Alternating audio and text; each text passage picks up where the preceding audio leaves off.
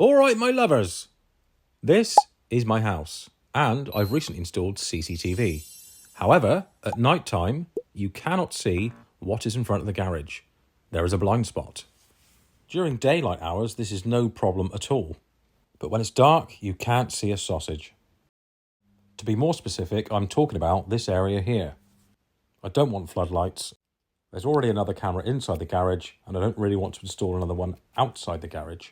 A quick bit of research reveals one of these, an infrared floodlight. Now, for the benefit of live view and playback, this will do the job of a conventional LED or halogen floodlight without affecting the infrared light's automatic function on the cameras. The reason I want to better illuminate this area is because I want to know if any of the garage doors have been left open, anything's been delivered and left behind the cars, or someone's behind the cars doing something they shouldn't be. Now, this thing apparently has a 30-metre range. It's about 25 quid, so I'll give it a punt. It's the next day, the postman's been, and here we are. One infrared floodlight. Let's see what we've got. This is the LED IR Illuminator. Now, there is a bit of info on the back of the box, but if you're like me, then you don't read instructions. You're probably not going to care about that. So let's crack on, get it out, have a look.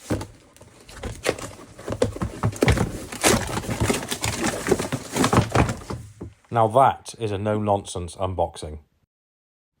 And there's the light itself, which doesn't look too shabby, if I'm honest. I think that's an aluminium housing, plastic bezel from memory. And you've got the ball joint there for adjusting the positions, so you can twist it. Obviously move it left, right, up and down. And wiring coming at the back, you can pass it through 3 of the cutouts.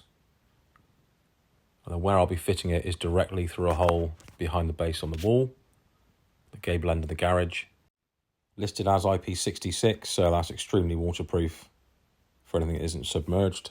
30-metre or 100-foot range, and can withstand temperatures from -20 up to +65. In case you were wondering, that says Tonton on the side. Not to be confused with Taunton, just off the M5 Junction 25, Market Town in Somerset. What a shithole. Anyway, usual crap in the box.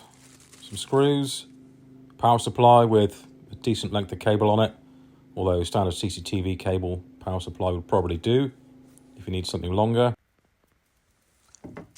Some more screws, looks like the pan heads and some of those disgusting wall plugs that you end up using when you can't find your proper ones. Never mind that, let's get it plugged in and just check it works. I'll flick off the garage lights. And here we go, so it is working. Now, it doesn't seem terribly bright, but I should think that perhaps my phone is doing something funny, trying to correct the amount of light that it's taking in. I don't really know. But yep, you can see all the crap on the shelves and loads of crap on the bench. So that's working. Let's get it up on the wall, and that's going to be up there at the top of that gable, and it's going to go in place of that old camera. I nearly forgot the foam gasket, so I'll fit that to the base of the camera, and there's a cutout for the wiring to pass through if it were to come out sideways, but I'll put that split at the bottom so any rain gets in, won't run inside. Okay, up the ladder of death we go. We're going to see about taking this original camera off that's no longer used. And if you have one of these, you'll be pleased to know that the hole spacing on the base of these matches the IR Illuminator. So actually, I was quite fortunate with this. This is where I want to put the IR floodlight. And this camera has the same spacing and a hole drilled underneath it already. So no drilling or anything for me. Now, it isn't imperative that you follow this next step, but if you want to shower yourself in shit when you pull a lead out of a hole, like I've just done, then pull it out really quickly. Enjoy. Now, I pushed the black power lead out from the inside and plugged it into the white lead, just a case of pushing that back inside. And yeah, I probably should take down that string of Christmas lights, especially since it's the ones from 2023. And then go in the garage and realise that actually that white power lead was long enough.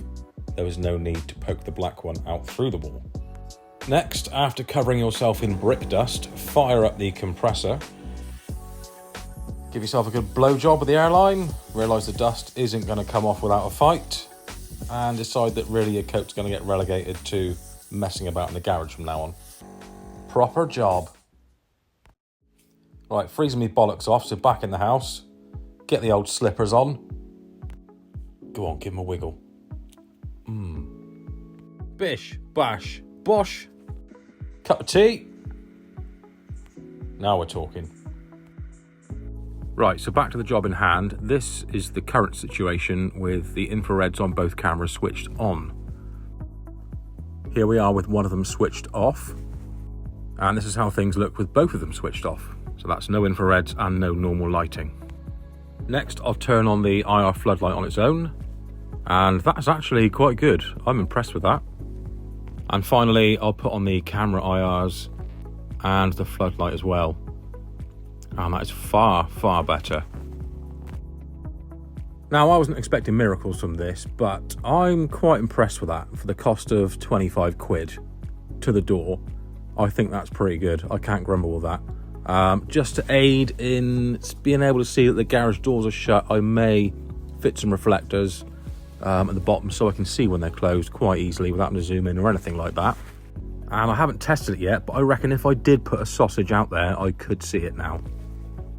So all in all, I think the man from Del Monte says yes. I'm glad I did this, and I would recommend it to anyone else who's looking to improve their lighting for their camera system. Thank you for watching.